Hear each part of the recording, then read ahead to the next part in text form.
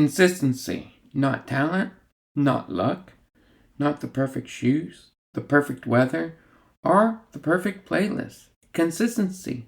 Every runner here knows the feeling of motivation. It's powerful. It gets you out the door on one day. It signs you up for the race. It buys the gear. It tells you this is the year. But consistency is quieter. It shows up on the cold mornings. It shows up when your legs feel heavy. It shows up when no one is watching. When there's no medal waiting at the end of the driveway. And that is where champions are built. Look at runners like Kep Koch when he broke the 2-hour marathon barrier. The world saw history, but what they didn't see were the thousands of ordinary miles, the 5 a.m. wake-ups, the disciplined pace, the commitment to doing the same simple things over and over with excellence. That's what consistency does. It turns ordinary miles into extraordinary results. Every single run deposits something into the future. Maybe it's endurance. Maybe it's mental toughness. Maybe it's belief. And belief is everything. There will be days when you're tired. Days when the progress feels invisible. Days when you wonder if it's even working. It is. Fitness compounds, discipline compounds, confidence compounds. One run won't change your life, but 300 runs will. 1 week of training won't define you, but a year of showing up will. When you lace up your shoes, you're not just training your body, you're training your identity. You're becoming the kind of person who does what they say they would do. And that identity will carry you further than any finish line ever could. So stop waiting to feel motivated. Run anyway.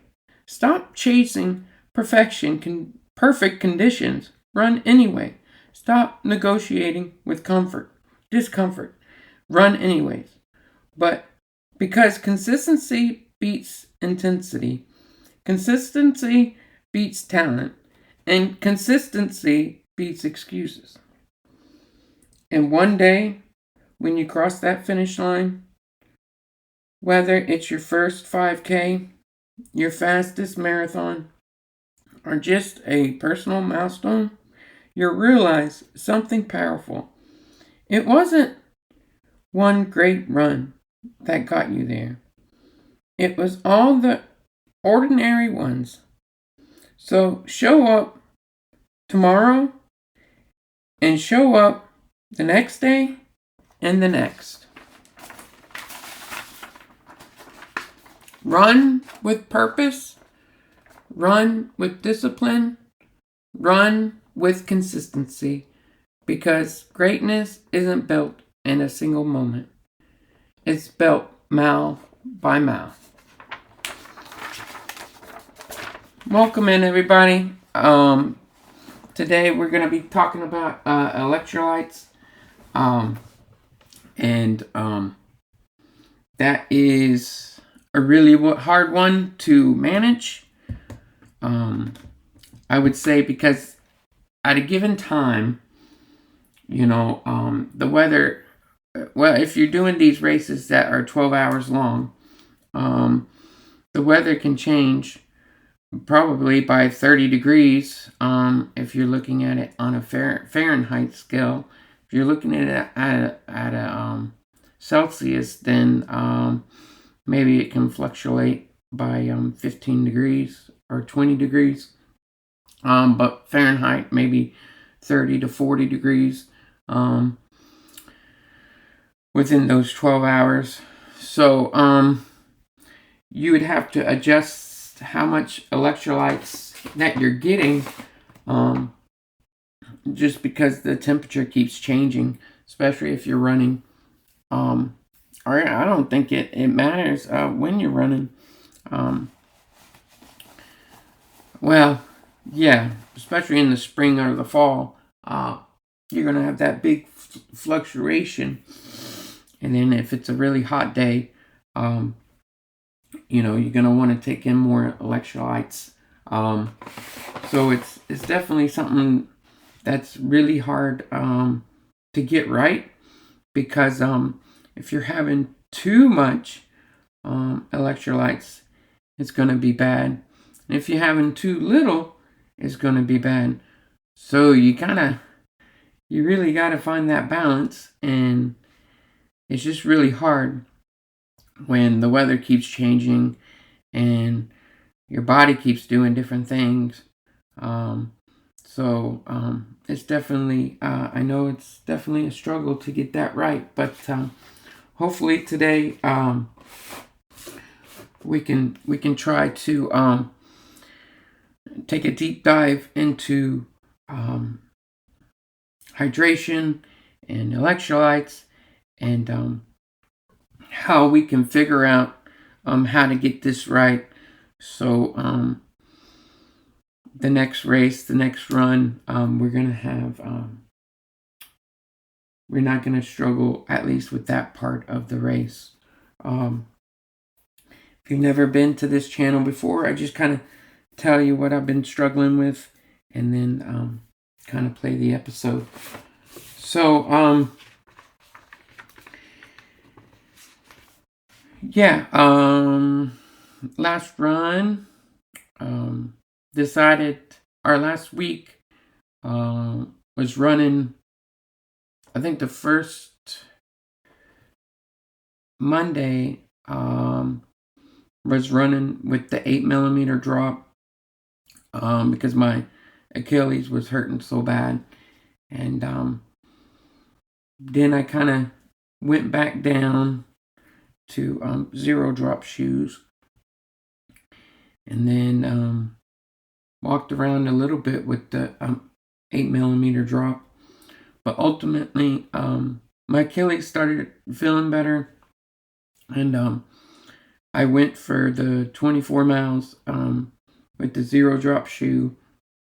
And during the race, or during the run, kind of had a 1 for pain, sometimes a 0, and sometimes a 2. But overall, I think it was more of a 1 pretty much the whole time. So that was good. And then sleep. After the sleep episode, I didn't really get that much sleep from whatever the AI said about sleep. I actually got sleep when I went naked. Not the kind of naked you're thinking.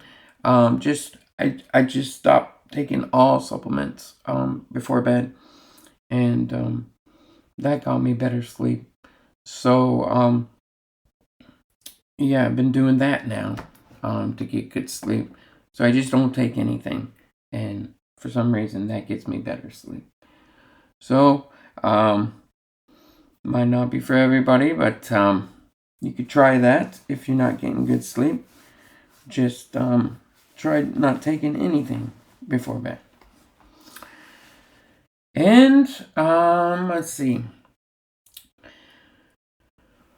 Oh yeah, on the run, I could not breathe for like 4 hours. It was a really hard start to the run.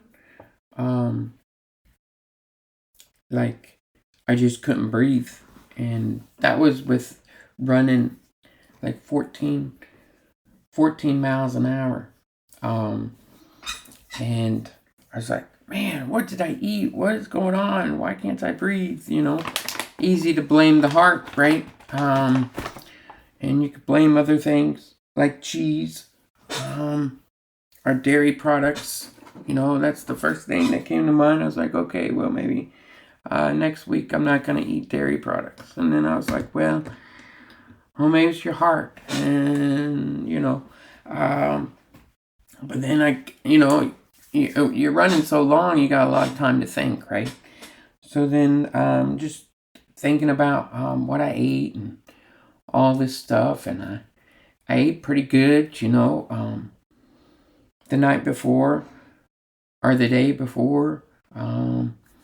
So, I didn't really have any concerns with that much. I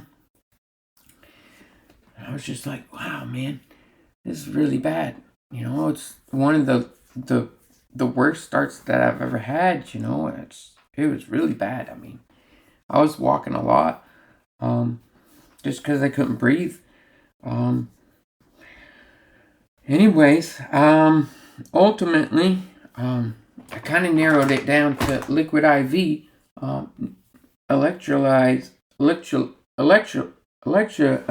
drink mix here, and I was drinking the strawberry flavor.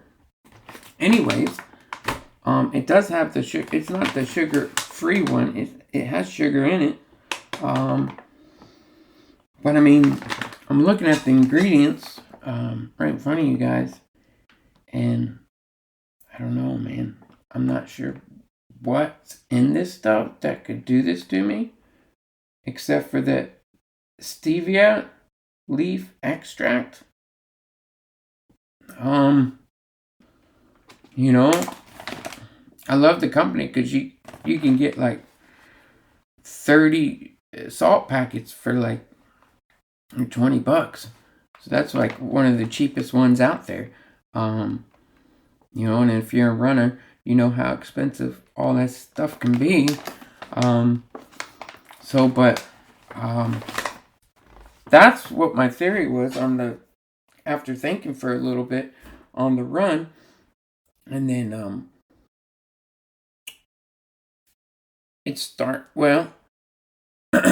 let me back up a little bit. Let's see. So then I started feeling better. And then I took some more of it, and then I felt bad again. So I do think it's the liquid IV. But not 100% sure. But that's my best guess.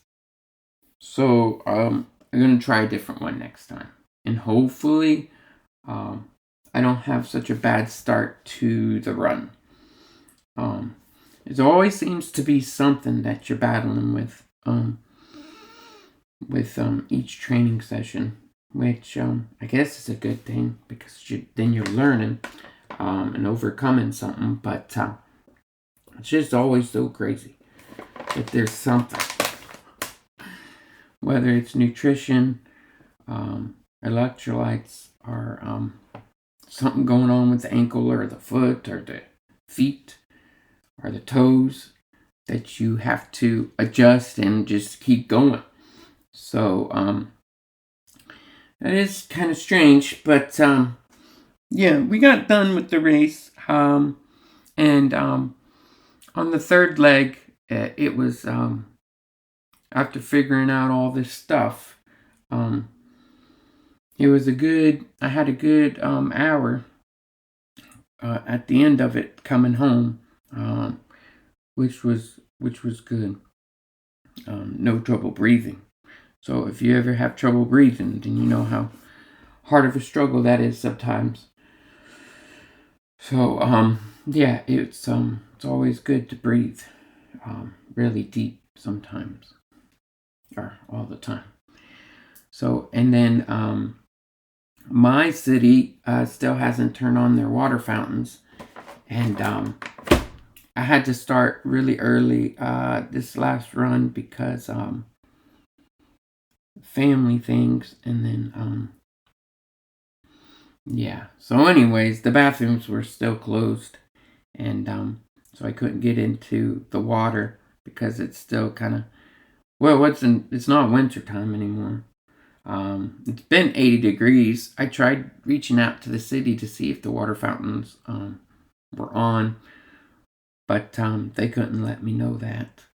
And I guess I could have drove out there, but I didn't want to do that. Anyways, long story short, yeah, the water fountains are still shut off, even though it's like 80 degrees outside. I don't get that, why the city still has them shut off. But anyways, we'll see what happens next week. Hopefully they could turn these things on, because probably need to wake up even earlier and earlier and earlier. So yeah, I'm hoping they turn this stuff on. This is one of the worst things about running in the wintertime, is they shut off the water fountains. Yeah. Now, if you're living in somewhere like Canada or somewhere up north, I mean, I imagine your water fountains being shut off until like May or something. Canada till like June. But yeah, hopefully ours will turn on here soon, since we're having some good weather finally. And that way I can get some water. I had to go into a gas station. I think it was about 2.5 hours before I got water. So, or I could just take water with me. I guess I probably need to do that, because if these water fountains aren't turning on, then I'm gonna need to get water until it hits the time where the restrooms open up. So, just something to think about when you're planning your run. If you're running in the summer, then you're not going to have this problem, because the water fountain should be turned on. And if you plan your route to the parks or whatnot, then you'll be able to just fill up the water fountains. So that's probably it about the run. I did try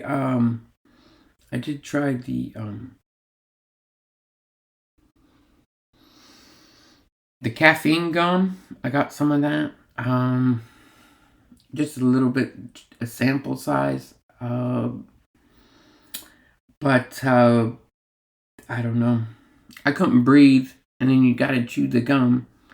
I kind of have my mouth open a lot because I'm trying to breathe. So I don't think that's working out for me too well. I can't chew gum and run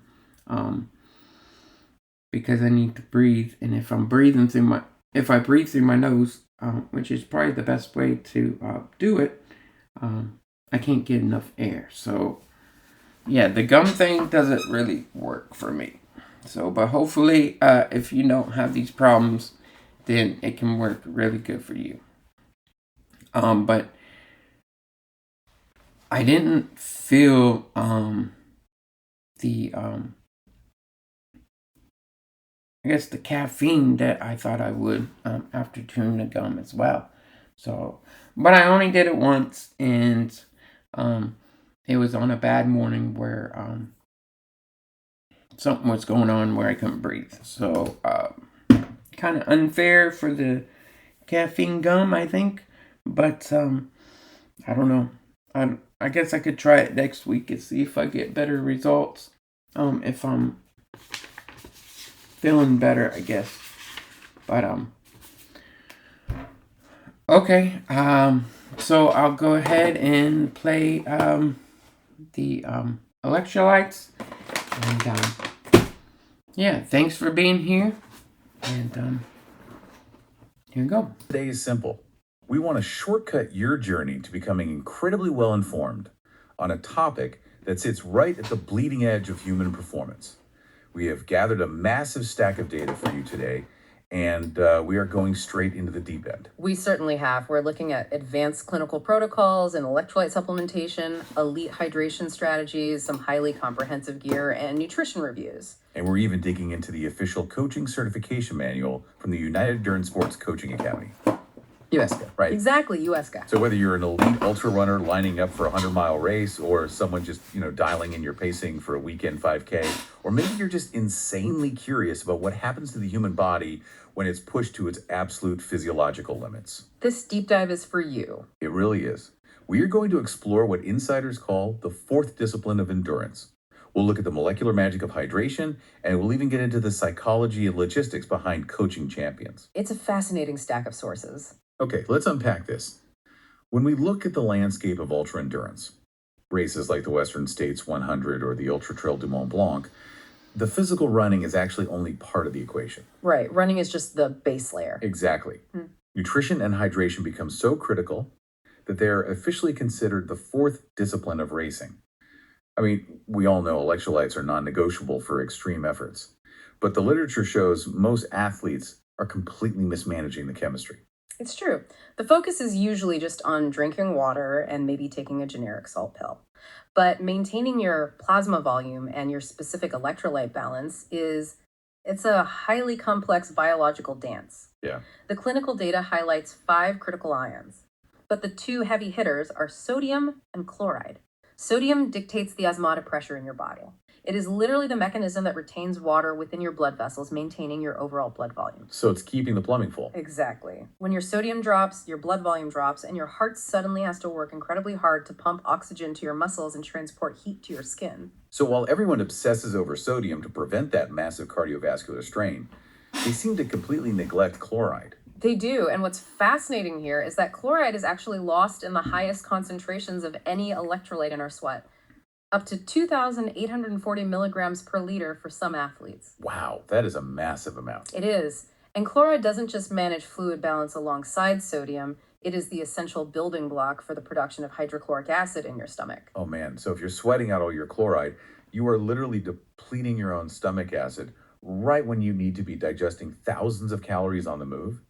That explains so much of the mid-race nausea athletes experience. Exactly. Without it, you lose that digestive efficiency entirely. Now, those are the heavy hitters, but we also have potassium and magnesium, which act as the intracellular managers. Guys working inside the cell. Right. Potassium is the primary intracellular octation. It runs the sodium-potassium pump, constantly moving sodium out of the cells and potassium in, keeping the resting membrane potential of your nerves stable. So if potassium is pulling the strings inside the cell, magnesium is acting as the brake pedal for calcium, right? You hit the nail on the head.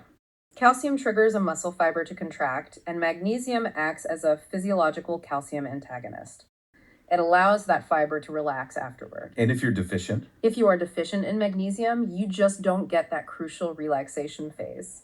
The muscle gets stuck in a contracted state, which is the exact mechanism behind those debilitating repetitive calf and hamstring cramps that can completely end a race. And the margin for error there is terrifyingly small. The clinical studies note that losing just 2% of your body weight to dehydration fundamentally impairs your endurance, your body's thermoregulation, and crucially, your cognition. You literally stop thinking clearly. Which makes sense when you consider how tightly these ions regulate nerve function. The neurological impact is severe, and the way your daily diet interacts with this baseline chemistry is something every athlete needs to be aware of. Speaking of diet, if you've ever tried a low-carb diet or keto and felt like you were hit by a truck on day 3, the famous keto flu. Oh, yet a keto flu. You weren't actually lacking carbohydrates. You were experiencing an acute sodium deficit. The sources show that when you eat a low-carb diet, your insulin levels naturally stay very low. And when insulin is low, the kidneys are signaled to actively excrete more sodium. It perfectly highlights how critical baseline electrolyte supplementation is even before you lace up your shoes for a run. Here's where it gets really interesting. How does our body actually absorb all this water and salt while we are actively running through a forest or cycling up a mountain pass? It all comes down to a physiological mechanism called the sodium glucose cotransport system. SGLT1 for short. It's located right in the lining of your small intestine. Okay, SGLT1. Yeah. If you just drink plain water, it is absorbed quite slowly, but when you ingest a very specific optimized ratio of sodium and glucose together, they bind to this SGLT1 transporter protein. Like a VIP pass to bypass the slow absorption channels and get straight into the bloodstream. That is a perfect way to visualize it. The transporter protein pulls the sodium and glucose molecules across the intestinal wall simultaneously. And as it does this, it creates a powerful osmotic gradient that literally drags water molecules right along with them. So it's a biological hydration shortcut that Mhm. is significantly faster, more efficient than drinking plain water. Exactly. But getting that ratio right is a razor's edge, because if you get it wrong, you end up with what runners call a sloshing stomach or a gut bomb. And that phenomenon comes down to the rules of gastric emptying and osmolarity. Osmolarity is the concentration of particles in a fluid. If you consume a hypertonic solution, Meaning something that is too highly concentrated, like a thick, heavy energy gel, without drinking enough water. right, if you do that, your stomach simply cannot empty it into the small intestine. In fact, it triggers a defense mechanism. The body is forced to pull water out of the bloodstream and dump it into the gut just to dilute that thick gel. Yeah. So you are actively dehydrating your own blood to digest your fuel. Precisely. Your stomach swells up and you get severe bloating, cramping, and nausea. The USEA certification manual points out that somewhere between 37 and 75% of ultra runners suffer from serious GI distress during races because of this. It's often the number one reason people drop out. Which is staggering. And it makes sense. Not only do you have the mechanical jostling of running for 20 hours, but your splanchnic blood flow is massively reduced. Your body is prioritizing sending oxygenated blood to your working legs, completely starving your digestive tract. Which is why USGS strongly recommends a dedicated gut training protocol. You have to train your digestive system with the same rigor you train your cardiovascular system. How do you even do that? They advise a protocol where athletes train while consuming up to 90 grams of carbohydrates per hour for 2 weeks leading up to an event. Taking in 90 grams of carbs an hour while running hard is physically deeply uncomfortable. That's like eating a massive plate of pasta while sprinting. It is an extreme volume, but the body is highly adaptable. By consistently challenging the gut with that specific carbohydrate load during training, you actually increase the density of those SGLT1 transporters we talked about. Wow, so you literally build more VIP doors in your gut. Yes, your gut adapts to absorb fuel faster. But of course, things can still go sideways on race day.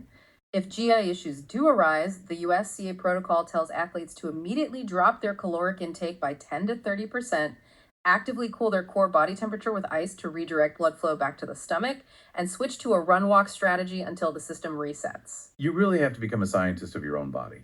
The old advice of just drink a cup of water at every aid station is completely dead. One-size-fits-all hydration doesn't exist anymore. It really doesn't. Individualized testing is the gold standard now. Let's talk about the field test. It's incredibly accessible. The 60-minute sweat rate weigh-in. Yes, very easy to do. You weigh yourself nude before a 1-hour run at race intensity.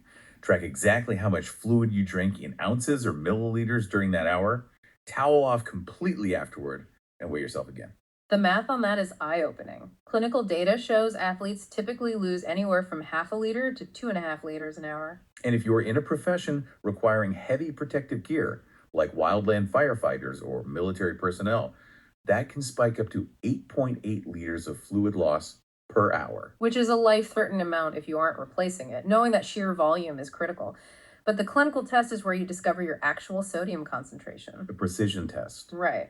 A company called Precision Hydration conducts a non-exercise clinical test using a process called pilocarpine iontophoresis. They use a localized chemical to stimulate sweat glands on your forearm, capture that sweat, and analyze the exact salinity in a lab. The variance between two healthy humans is wild. You could have two athletes running the exact same pace, but one is bleeding out 10 times the sodium. Exactly. A low-salt sweater might lose only 200 milligrams of sodium per liter of sweat, but a high-salt sweater can lose well over 2,000 milligrams per liter. So if that high salt sweater tries to survive an ultra marathon using a standard off-the-shelf sports drink from the grocery store, they will be in a catastrophic sodium deficit within a few hours. They won't make it. And you have to add environmental extremes to that unique physiological profile. You have to constantly adapt your strategy. Right, like heat and high humidity. In high humidity, the air is already saturated with moisture, meaning your sweat cannot evaporate. And evaporation is what actually cools the skin. So your core temperature rises, the body upregulates the sweat response, increasing your sweat rate by 10 to 20%, but the sweat just drips off you uselessly. It's just pouring off. In those conditions, you have to rely on external cooling, like packing ice bandanas around your neck or wrists, because your biological cooling system is physically blocked by the atmosphere. And then there is the exact opposite environment, the cold weather paradox. Cold weather and high altitude present a deeply hidden danger. In cold environments, your biological thirst cues drop by up to 40%. You simply do not feel the urge to drink. But you're still losing fluid. Exactly. The air is usually incredibly dry, meaning you are rapidly losing fluid through respiratory water loss, just heavy breathing. Add high altitude, and you trigger altitude diuresis, where the body intentionally increases urine production to concentrate your red blood cells. So you are hemorrhaging fluid, but your brain is telling you that you're perfectly hydrated. It's a dangerous trap. So you have to dictate your hydration by the clock, not by thirst, in those conditions. With all these complex biological variables, the supplement market has had to evolve rapidly. Let's talk about the gear. It has fragmented to address these highly individualized profiles. For those high salt sweaters, separating calories from hydration is crucial so they don't overconsume sugar just to get enough salt. Right. Products like LMNT deliver a massive 1,000 milligrams of sodium with zero sugar. But on the flip side, you have all-in-one products like Tailwind that mix calories and electrolytes together for a streamlined approach. Or Scratch Labs. Yeah, Scratch Labs, which focuses on real fruit and lighter flavor profiles to mitigate stomach upset. There's also Dry Water, giving a clean 380 milligram sodium hit without any sticky residue. But looking at the advanced nutrition data, the true paradigm shift is hydrogel technology. Morton really pioneered this space by solving the core issue of gastric emptying and hypertonic solutions. Their drink mixes contain an alginate and pectin biopolymer matrix. In your bottle, it's just a liquid. But the instant it hits the highly acidic environment of your stomach, that biopolymer matrix reacts and transforms into a semi-solid, three-dimensional gel. It's essentially a Trojan horse for high-density calories. That is exactly what it is. This 3D gel structure physically encapsulates the highly concentrated sugars and sodium, hiding them from the stomach lining. Because the stomach doesn't detect the high osmolarity, it doesn't panic and pull water out of the blood. It just passes the gel smoothly into the small intestine. Yes, where the higher pH dissolves the gel and releases the nutrients for rapid SGLT1 absorption. And they're even applying this to sodium bicarbonate now. Taking straight baking soda normally causes absolute digestive chaos, inflating the stomach with carbon dioxide gas. Yes, sodium bicarbonate is an incredible buffer against muscle acidity during high-intensity efforts, but the GI cost was always too high. Morton's hydrogel now encapsulates miniature bicarb tablets, completely protecting them from stomach acid so they safely reach the intestine. It's a massive technological leap in sports science. But even with space-age hydrogels, human biology eventually asserts itself. The literature spends a lot of time on flavor fatigue. After 10, 12, or 15 hours of consuming sweet, syrupy gels, the human brain just violently rebels. The mere thought of another sweet carbohydrate makes an athlete want to gag. That is a very real, documented neurological response. To survive a multi-day event, athletes have to execute what is known as the savory shift. Deep into the night, they pivot entirely away from sports nutrition. They start consuming warm chicken or vegetable broth, salted pretzels, or boiled potatoes dipped in salt. Real food. The warmth of the broth provides a massive psychological boost when core temperatures drop in the dark, and the savory saltiness is highly palatable when the brain is actively rejecting sugar. And managing all of this, the savory shift, the hydrogels, the localized cooling, it requires intense logistical planning. You don't have the time or the mental clarity to carefully measure scoops of electrolyte powder at a remote aid station at 3 a.m. Which is why athletes rely heavily on drop bag hacks. They will pre-measure exact servings of their specific electrolyte powder into tiny, terrible jewelry bags or ice pop bags that they can rip open with their teeth on the move. Oh, that's smart. Another common strategy is leaving a 1-liter bottle of double-strength liquid concentrate in their drop bag. They pour half into their empty chest flask, top it up with plain water from the aid station, and they are back on the trail in seconds without doing any math. Because when you are 20 hours deep into an event, battling altitude diuresis, flavor fatigue, and muscle breakdown, your brain literally lacks the cognitive capacity to do the math on SGLT1 absorption rates. or adjust your pacing strategy. You're just trying to survive. That cognitive offloading is exactly why the fourth discipline requires a crucial external component. So, what does this all mean? How does an athlete orchestrate all of this? They hire a coach. The USDA principles make it very clear that an endurance coach is far more than someone who just writes a training schedule.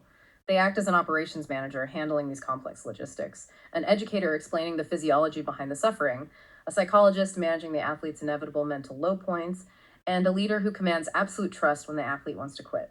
There's a great concept in the coaching manual called the speed fallacy. A lot of athletes think they need to hire someone who is physically faster than them to be their coach. But look at Patrick Sang. He coaches Eliud Kipchoge, the marathon world record holder. Patrick Sang could never beat Kipchoge in a foot race. Not a chance. But his value isn't his own physical speed. It's his deep knowledge, his ability to communicate, his objective eye, and his humility to constantly adapt his methods. This raises an important question, though, regarding the ethical and legal boundaries of that knowledge. The certification standards draw a very sharp critical line between a coach's scope of practice and their scope of knowledge. This is vital for anyone operating in a leadership or coaching capacity. Absolutely. A running coach is fully qualified and legally protected to advise an athlete on gear selection, pacing strategies, and periodized training blocks. That is their scope of practice. But a coach cannot legally diagnose a patellofemoral knee injury. They cannot legally prescribe a highly specific medical diet plan to fix a nutrient deficiency. Even if the coach has read 100 medical journals and knows exactly what the injury is, meaning it is within their scope of knowledge, diagnosing it is outside their legal scope of practice. A great coach recognizes that boundary and immediately refers the athlete to a registered dietitian or a physical therapist. Exactly. But to even communicate effectively with those specialists, a coach has to speak the language of the body. If an athlete's form falls apart at mile 80, the coach needs to know exactly what is failing. You can't just tell a physical therapist their leg hurts. USDA requires coaches to master anatomical terminology. If an athlete is struggling, the coach needs to identify if it's a breakdown in the sagittal plane, which governs forward and backward motion, the core of running, or if they are compensating with a lateral movement in the frontal plane. They need to be able to communicate if a knee issue is a varus outward bow or a valgus inward collapse caused by weak glutes. You have to understand how the entire skeletal system is absorbing the impact. The USDA manual details this perfectly. You're looking at 206 bones, divided into the axial skeleton, the skull, spine, and rib cage protecting the organs, and the appendicular skeleton, the limbs doing the heavy lifting. It's a deeply interconnected chain. A breakdown in a distal joint, like the ankle, immediately impacts the proximal joints closer to the core, like the hip. Understanding that interconnected architecture is fundamental to writing a safe, effective training plan. It really is. It really brings this entire conversation full circle. We started at the microscopic level with a single sodium ion crossing an intestinal wall, and we've zoomed all the way out to the architectural mechanics of the human skeleton and the psychological leadership of a world-class coach. It's a massive spectrum of performance. And the beauty of this deep dive is how applicable these concepts are to everyday high performance. You might not be running 100 miles, but dialing in your own SGLT1 hydration shortcut can help you maintain peak cognitive focus during a brutal 6-hour work session. And understanding the vital difference between your scope of knowledge and your scope of practice will make you a far better leader, manager, or communicator in your own professional field. If we from simply drinking water to engineering biopolymer hydrogels that can literally hide nutrients from our own stomach acid, deliberately bypassing the biological limitations of human digestion. It sounds like science fiction. It does. So I leave you with this final thought to ponder.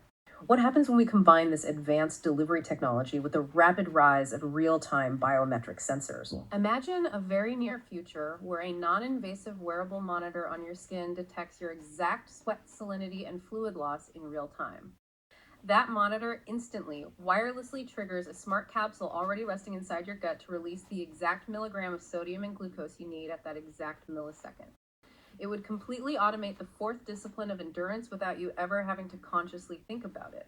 If the burden of digestion, hydration, and cognitive calculation is entirely removed from the athlete's mind, what would the limits of the human body be then?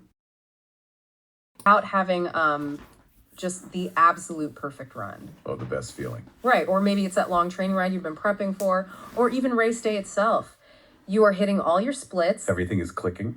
Exactly. Your breathing is perfectly rhythmic, your legs feel surprisingly fresh, and you just feel completely unstoppable. You are entirely in the zone. Until you aren't. Yeah, until out of nowhere, your stomach just completely betrays you. Oh, yeah. The cramping hits hard, a wave of nausea washes over you, your pace drops drastically, and instead of, focusing on the finish line or your PR, you are desperately scanning the horizon for the nearest porta potty.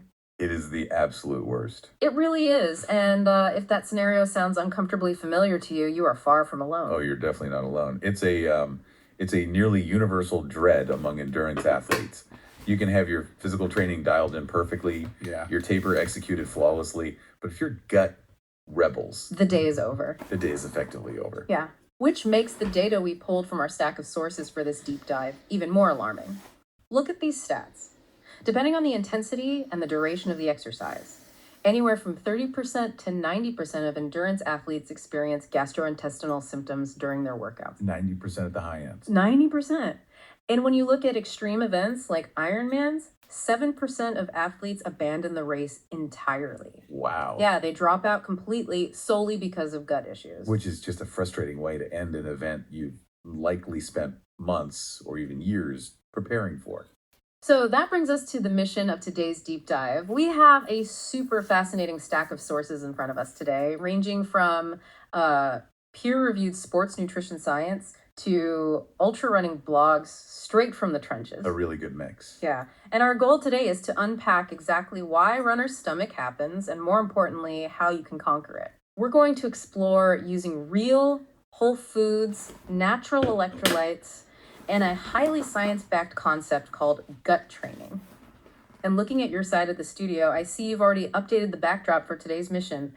I'm loving the vibe. Thanks. It looks like a sleek, high-tech sports science lab crashed right into the middle of a rustic farmer's market. I thought it was a fitting visual. Yeah. It perfectly symbolizes the intersection we're exploring today. The hard biological science of human performance paired with the natural whole food solutions that can actually fuel it. Let's start with the physiology then. The why behind all of this. What is actually going wrong in the body when we exercise that causes our stomachs to completely revolt? What's fascinating here is that it all comes down to a physiological crisis of resource allocation. Okay, what does that mean? Well, when you run or ride hard, Yeah. your body is suddenly faced with massive competing demands. Your working muscles are screaming for blood flow and oxygen just to keep moving. But at the exact same time, your skin needs heavy circulation to regulate your temperature so you don't overheat. So there's not enough blood to go around. Exactly. The body has to make a choice. It prioritizes the muscles and the skin. And to do that, it pulls resources away from your digestive tract. In fact, blood flow to your gut can drop by a staggering 80% during high-intensity exercise. An 80% drop. Yeah. That is a massive shutoff valve for a major organ system. It is. Medically, this is called splanchnic hypoperfusion. You're essentially creating an ischemic environment in your own intestines. They're being temporarily starved of blood and oxygen. Yikes. Now, combine that severe lack of blood flow with the mechanical jostling of The running. constant up and down impact. Right, the impact shaking your internal organs with every single stride. You actually start to cause real physical damage to the intestinal barrier. Which brings up something from the research stack. There's a term that keeps popping up regarding that damage, IFABP. It's listed as a marker for gut cell damage, but what does that actually mean in plain English for someone out on a run? It's a great question. Think of IFABP as a specific protein that belongs strictly inside your gut cells. It has a job to do in there. Okay. If a blood test shows that this protein is suddenly floating around in your bloodstream, it means those gut cells are literally bursting open under the stress of the exercise. So bursting open. They were breaking apart, yes. Which leads us to the dreaded leaky gut phenomenon mentioned in the literature. Precisely. The intestinal lining becomes much more permeable. When that barrier is compromised by the bursting cells, bacterial endotoxins. Like the LPS stuff. Yes. Specifically something called lipopolysaccharide, or LPS. These toxins are allowed to leak out of your intestines and escape directly into your bloodstream. And the body doesn't like that. Not at all. Your body recognizes those toxins as a serious threat and reacts by triggering a massive inflammatory response. That sudden spike in inflammation is what makes you feel so incredibly awful, nauseous, and cramped. So if inflammation is the core issue here, couldn't an athlete just take an anti-inflammatory? like ibuprofen right before the race to prevent all this. I know a lot of runners who do that proactively. You would think so, but that is actually one of the biggest traps in endurance sports. Really? Taking ibuprofen before a hard effort severely aggravates that exercise-induced intestinal injury we just talked about. Oh, wow. The research shows it actually increases the risk of serious GI complications by 3 to 5 times. 3 to 5 times. Yeah, you are actively magnifying the exact problem you're trying to avoid because ibuprofen further disrupts the protective mucosal layer of the stomach. That is a crucial warning for anyone listening. Do not take the preemptive ibuprofen. Definitely not. If we connect all of this physiology to the bigger picture, just imagine asking your body to do its normal digestive work under these extreme conditions. It's a tall order. Imagine trying to digest a heavy meal while riding a massive shaking roller coaster, but with 80% less blood in your stomach, cells bursting open, and an inflammatory response firing off in your bloodstream. Suddenly, the GI distress doesn't seem like a mystery at all. It makes perfect physiological sense. It paints a very vivid picture. So, what does this mean for us? Are we just doomed to suffer if we want to run long distances? Not at all. Because the sources point to a huge paradigm shift happening right now in sports science. We usually think of our cardiovascular system or our leg muscles as things we can train and build up. Right. But apparently the gut is highly trainable too. This is perhaps one of the most exciting areas of endurance research today. You can systematically train your stomach to handle fuel under stress. Like the Costa study. Exactly, the landmark study by Costa and colleagues. It perfectly illustrates this capability. They took a group of endurance runners and put them through a dedicated 2-week gut training protocol. Just 2 weeks. Just 14 days. These runners went out and ran for 2 hours at 60% of their VO2 max.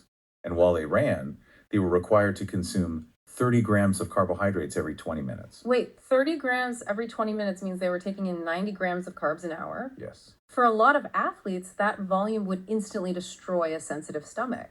It is a very heavy fueling load. Mm-hmm. But after just 2 weeks of this systematic practice, the results were astounding. What happened?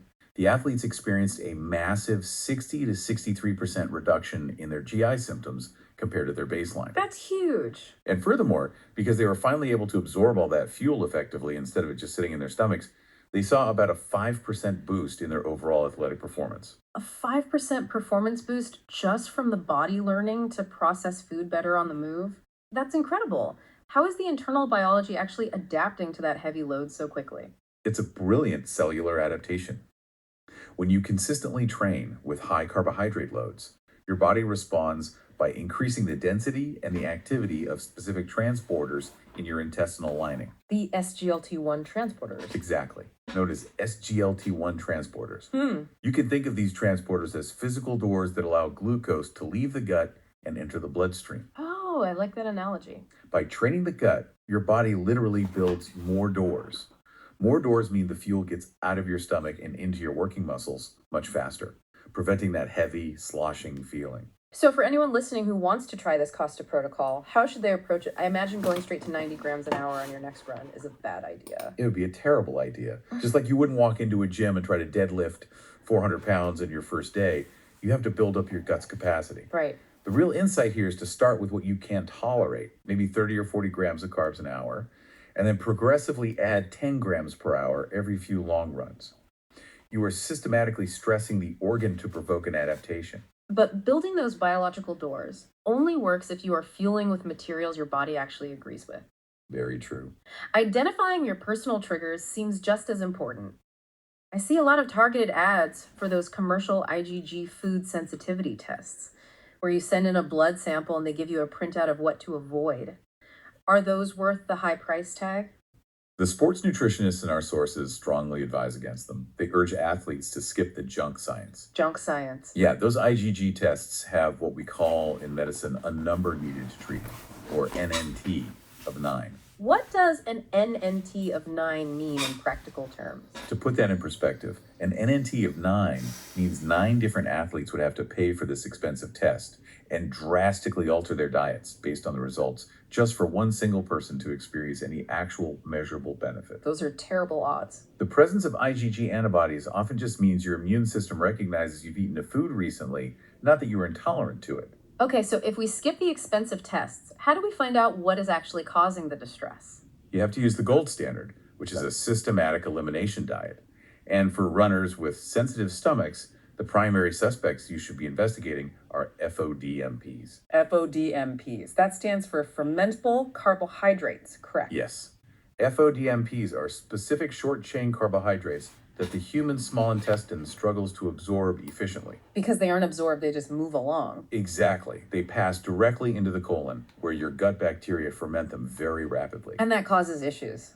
That fermentation produces a large amount of gas, Yeah. but even worse, they exert an osmotic effect. Explain the osmotic effect for us. Think of these FODMP carbohydrates like thousands of tiny, highly absorbent sponges moving through your gut. As they travel, they aggressively suck water out of your body's tissues and dump it directly into your intestinal tract. Oh, man. So now you have excess gas expanding your colon and excess water flooding a gut that is already starved of blood flow. It's a recipe for an explosive disaster. Truly, if you're struggling, systematically eliminating high FODMP foods for a short period and then slowly reintroducing them one by one is the only proven way to find out exactly what your unique gut can handle. Things like certain dairy, wheat, apples, onions, and garlic, right? Exactly. Okay, so let's say a listener has done the hard work. They've eliminated their triggers, they are progressively gut training, but they inevitably hit what we'll call the gel dilemma. The gels. Traditional sports gels are incredibly convenient, but to hit that target of 30 to 60 grams of carbs an hour, or up to 90 for an ultramarathon, you're sucking down a massive amount of synthetic syrup. It's a lot to process. Our sources point out this can cause intense sugar spikes, crashes, and serious palate fatigue. Palate fatigue is a major hurdle. You just reach a point, usually several hours into an event, where the sheer thought of tearing open another hyper-sweet vanilla guava gel makes your stomach turn. I've been there. Which is why we're seeing a significant movement, pioneered heavily by the ultra running community, toward whole food alternatives. When you are moving for 5, 12, or 24 hours, you need foods that provide sustained energy, taste like actual food, and offer bonus nutrients. And the list of whole food options from the literature is fascinating. Looking at the sweet options first, dried pineapple comes highly recommended. It does. Not only is dried pineapple packed with quick digesting carbohydrates, but it naturally contains bromelain. Which is an enzyme, right? Right. Bromelain is a natural digestive enzyme. So by choosing pineapple, you are ingesting a food that actively helps your compromised stomach break it down while you run. That is a great dual-purpose fuel. Another popular option seems to be medjool dates. Ultra runners will take a date, remove the pit, and stuff it with a little almond butter or coconut oil. A classic combination. You get the instant sugar rush from the date itself, but the healthy fat from the nut butter slows down the gastric emptying just enough to give you sustained energy without the sharp spike and crash. And it tastes amazing. And for a completely no-chew option when you are breathing heavily, simple applesauce squeeze packets from the baby food aisle are brilliant because they are extremely low in fiber. The sweet options are great, but eventually your body will crave something savory. Which brings us to a food I was really surprised to see featured so heavily in endurance nutrition, the potato. It sounds completely counterintuitive to someone used to high-tech sports nutrition, but the simple potato is a nutritional powerhouse for endurance athletes. Why is that? First, it's a complex carbohydrate, meaning it provides incredibly steady energy. It's exceptionally cheap, and it is remarkably easy to digest. Plus, the mineral content is off the charts. One medium potato packs 620 milligrams of potassium, which is significantly more than a banana. Which people don't usually realize. Yeah. It also contains vitamin C and complete proteins. I loved the anecdote in the sources from a cyclist who was completely bonking, totally out of energy halfway up a brutal, relentless climb. Oh, that story is great. Another writer rode up next to him and handed him a boiled, salt-dusted potato. Within minutes of eating it, his cramps vanished, his energy level spiked, and he was able to crush the rest of the course. It's a very common practice at the elite level, too. Scott Jurek, one of the greatest ultra runners in history, relied heavily on simple boiled potatoes to survive the 135-mile Badwater Ultra Marathon through the extreme heat of Death Valley. So if an athlete is listening to this on a Friday, can they just load their pockets with salted potatoes and dried pineapple for their race on Saturday and expect to feel great? Not quite. And this is a critical caveat for anyone wanting to make the switch to whole foods. You have to account for what we call the volume catch. How does the volume catch work? A standard sports gel is engineered in the lab to be hyperconcentrated. It packs 30 grams of carbohydrates into a tiny 1-ounce physical footprint. Very compact. To get that exact same 30 grams of carbohydrates from natural whole foods, you have to consume a much larger physical volume. Like how much larger? You would need to eat about 1.2 ounces of dried pineapple, or 2 entire mid-joule dates, or a handful of boiled potatoes. That's a lot more space in the stomach. You cannot just switch to whole foods on race day. You must practice with this increased physical bulk in your stomach during your training runs. Your digestive tract has to physically adapt to handling that expanded volume while in motion.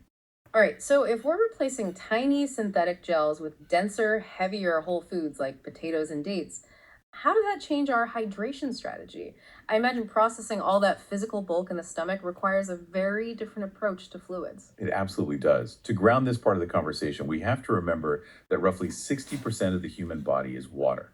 Suspended in that water are your electrolytes. Sodium, potassium, magnesium, calcium. Primarily those, yes. These minerals carry vital electrical charges. They are the literal electrical conductors that manage the fluid balance inside and outside of your cells, and they fire the electrical impulses that make your muscles contract. And losing those fluids has an immediate impact on performance. If you lose just 2% of your body weight to dehydration through sweat, your physiological efficiency plummets. Wow. But the danger isn't just fluid loss. If you are sweating out both water and sodium, and you try to rehydrate by only drinking plain water, you are aggressively diluting the remaining sodium in your bloodstream. That sounds bad. It leads to a dangerous condition called hyponatremia, which can cause severe confusion, neuromuscular issues, and in extreme cases, it can be fatal. You must replace the electrolytes, specifically the sodium, along with the fluid. Which explains the massive market for sports drinks. But just like the gels, those can be expensive and full of artificial colors that upset a sensitive stomach. Right. What kind of DIY solutions did our sources offer for athletes who want to make their own hydration mixes? They're surprisingly simple and cost-effective. The absolute baseline, the easiest thing you can do, is add 1/5 to 1/4 of a teaspoon of regular sea salt to a liter of water. That's it. That's it. Or even better, mix that salt into a liter of coconut water, which already has the potassium naturally built in. One of the more unusual suggestions in the research was pickle juice.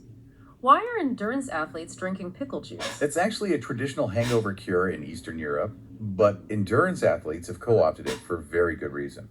A single shot of pickle juice provides about 300 milligrams of sodium. Oh, wow. But more importantly, the sharp acidity of the vinegar triggers a rapid reflex in the back of the throat. That reflex communicates directly with the nervous system, instantly turning off the misfiring neurological signals that cause muscle cramps. It acts as a neurological reset switch. Exactly. That is fascinating. Another great DIY option from the sources is banana peel water, especially if you need potassium and magnesium but want to avoid the sugar of a traditional sports drink. Right, the tea. Yeah, you just trim the ends off a couple of bananas and boil the whole thing, peel included, for 20 minutes. The heat extracts all the magnesium and potassium from the peel into a homemade tea. Very clever. You add a dash of salt, maybe some cinnamon, let it cool, and you have a completely natural hydration elixir. And for those brutal cold weather training runs or rides, bone broth is an exceptional choice. Bone broth. Yes, it is savory, it is naturally packed with hundreds of milligrams of sodium, and it contains gut-healing collagen to help soothe that intestinal lining we talked about earlier. When it comes to actually drinking these elixirs while running, what's the best delivery method? The golden rule of hydration on the move is consistent small sips. Gulping a massive amount of fluid all at once overwhelms your gastric emptying rate. It just sloshes around. The fluid will just sit there in your stomach, causing bloating and nausea. Taking small sips every 10 to 15 minutes ensures a steady, manageable drip of hydration and electrolytes that your compromised, 80% depleted digestive system can actually process. Sip by sip, bite by bite. We have covered some serious ground today. You really have. To quickly recap for everyone, runner's stomach isn't just bad luck. It is a physiological reaction to your body pulling blood away from your gut to feed your muscles. But you can conquer it. You definitely can. You do it by systematically training your gut with progressive carbohydrate loading, literally building more transporters in your intestines. You can swap out synthetic gels for whole foods, like salted potatoes, dried pineapple, and stuffed dates. And you can manage your fluids with natural electrolyte elixirs. Whether you choose a specialized DIY sports drink, a thermos of bone broth, or even just snacking on salted watermelon and feta. Thank you all for joining us on this deep dive. Take these strategies into your next training session, test them out, and find your perfect fuel. It really reframes how we look at our own biology, and I'll leave you with this final thought to ponder as we wrap up.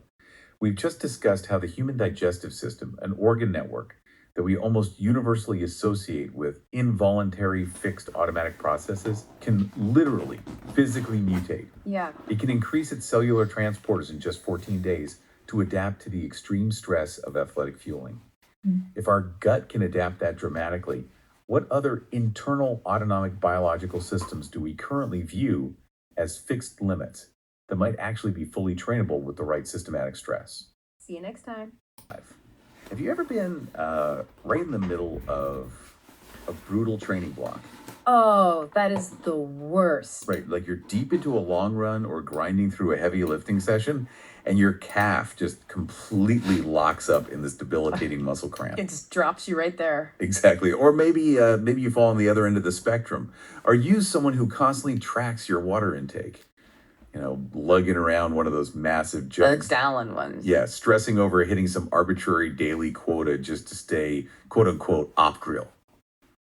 Well, today we are going on a deep dive into the source material to really cut through the noise, the anecdotal lore. The bro science. The bro science, exactly. We want to uncover what is genuinely happening inside the human body when it is pushed to its absolute metabolic limits. And to do that, we're pulling from two really fantastic sources today. Two very detailed sources. First, we have an article breaking down some new lab-based cramp research that's from sports scientist Andy Blow over at Precision Fuel and Hydration. Really great stuff in that one. Yeah, and we're pairing that with a pretty dense, comprehensive academic paper. It's called Performance Nutrition by researchers Benjamin Welch and Jacob Hunt, published in 2014. Yeah. And that one looks deeply into extreme endurance hydration, electrolyte balance, kidney function, all of it. And these two sources, they complement each other brilliantly, really, because they use extreme sports as a magnifying glass. How do you mean? Well, when you look at athletes competing in these grueling multi-hour endurance events, running over mountains and brutal terrain for 50 kilometers or more, you aren't just looking at a niche hobby. You are looking at the ultimate physiological stress test. Pushing the body to the absolute brink. Exactly, because pushing the human body for 10, 15, 20 hours continuously, it exposes vulnerabilities in our metabolic processes that simply do not show up during your standard 45-minute gym session. Right. So the hydration truths and those biological mechanisms revealed under those extreme conditions, they apply directly to the baseline physiology of every single person listening. Okay, let's unpack this, starting with the sheer frustration of muscle cramps. Because Andy Blow anchors his article in his own personal struggles with severe cramping during high-level triathlons. Which is incredibly common, unfortunately. Now, he highlights this dual frustration. For the athlete, a cramp is catastrophic. It instantly derails your performance and mechanically stops you from moving. You're just done. But then for the sports science community, cramps have been this absolute nightmare to pin down. Isolating a singular definitive trigger has historically felt completely impossible. Yeah, the scientific timeline on muscle cramps is essentially a pendulum swinging between two extremes. Decades ago, it was all about hydration, right? Right, almost universally blamed on dehydration and electrolyte depletion. The working theory was straightforward.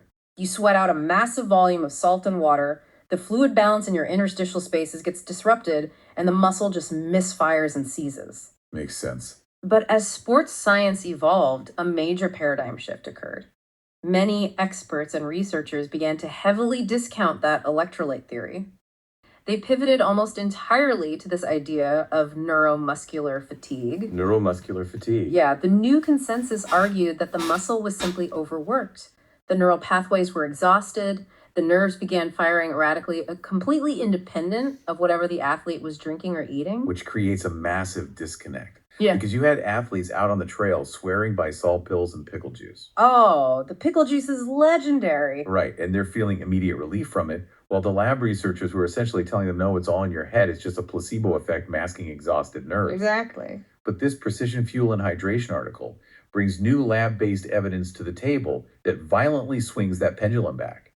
The current data strongly suggests that sodium intake really does play a massive role in mitigating cramps. We are looking right back at electrolytes. Right back at them. What's fascinating here is how this new data forces the scientific community to reconcile with that huge body of historical field-based evidence. Because the anecdotal stuff wasn't entirely wrong. It wasn't. The neuromuscular fatigue theory gained traction because it's genuinely difficult to measure localized sodium depletion in real time inside a working muscle. Oh, because if you just take a systemic blood draw during a cramp? Exactly. The systemic blood draw might show normal overall sodium levels, and that led researchers to completely dismiss electrolytes. But it's localized. Right. The newer lab evidence refines our understanding. It shows that individual sweat composition, like how much sodium you specifically lose per liter of sweat, creates a localized deficit, and that serves as a primary trigger for the muscle to lock up. So science is often a process of aggressively challenging our assumptions, only to rediscover and refine what the athletes intuitively felt all along. Beautifully put, yes. And that nuance surrounding sodium leads us directly into the performance nutrition paper by Welch and Hunt. Because if sodium dictates whether your muscles function or seize, we have to look at the extremes of blood sodium concentration. The systemic villains. Exactly. The paper isolates two major blood conditions that plague endurance athletes. The first is hypernatremia. High blood sodium, typically driven by severe dehydration. You lose fluid, your plasma volume drops, and the sodium circulating in your blood becomes dangerously concentrated. Standard dehydration. Right. But the second, and arguably more insidious, is hyponatremia.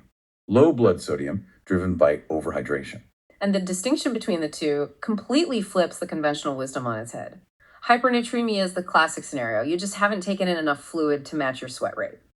Hyponatremia, however, is a ratio problem. You've consumed way too much water relative to your available sodium. Here's where it gets really interesting. If you ask anyone what the biggest threat is out on a scorching hot trail, they will instantly say dehydration. Every time. Every time. But the Welch and Hunt paper reveals that hyponatremia, diluting your own blood through overhydration, is incredibly common and vastly more dangerous in a race setting. It's terrifying, honestly. We aren't talking about feeling a little sluggish. The clinical symptoms escalate rapidly. You go from nausea and lightheadedness to severe confusion, systemic muscle cramping, coma. And even death. Yeah, death. To understand the severity, you have to look at the mechanism of osmosis happening right at the cellular level.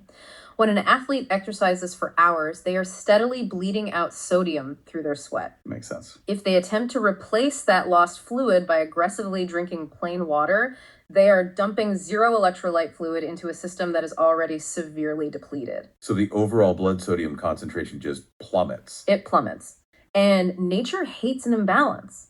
So to equalize that concentration, water rapidly shifts out of the bloodstream and directly into the body's cells, causing them to physically swell up. When muscle cells swell, you get weakness. But when brain cells swell inside the fixed, rigid space of the human skull, oh, wow. the intracranial pressure spikes. That is what triggers the confusion, the seizures, and those life-threatening neurological complications. That fundamentally changes how we think about the directive to stay hydrated. You might think the goal of exercising is just to chug as much water as possible to stay ahead of your thirst. That's what we're all taught. Right. But the paper shows that blind overhydration actively sabotages your cellular function.